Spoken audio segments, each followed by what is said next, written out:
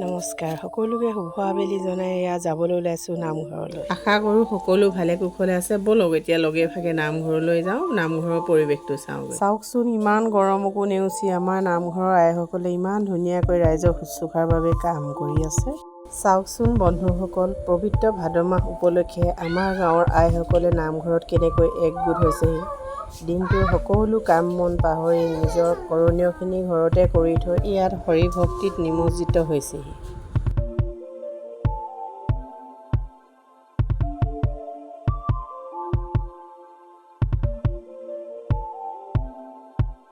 এইমাত্ৰ নামঘৰৰ পৰা আহিলোগে। মোমনেও আমনি পাইছে গৰমত, আকৌ এফালে যাবলগীয়া আছে। তাইক ঘৰত খুৱাই বোৱাই থৈ অকণমান সময় ঘৰতে জিৰণি লৈ আমি এফালে ওলাই যাম।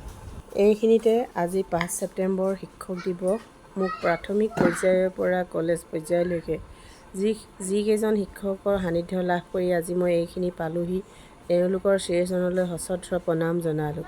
নিজে মমবাতিৰ দৰে গলি গলি আনক পোহৰ বিলোৱা প্ৰত্যেকজন শিক্ষকে ভালে কুশলে থাকক।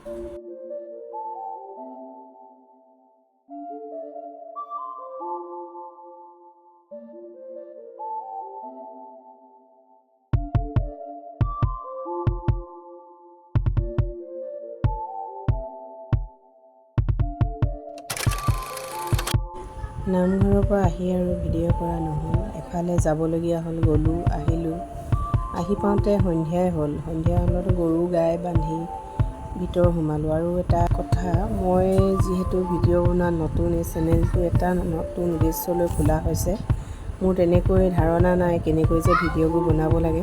আপোনালোকে পৰামৰ্শ দিব আৰু ব্লগটো যদি চাই ভাল লাগিলে আপোনালোকে লাইক কমেণ্ট শ্বেয়াৰ কৰিব। আজিলৈ আহিছোঁ, ধন্যবাদ, শুভৰাত্ৰি।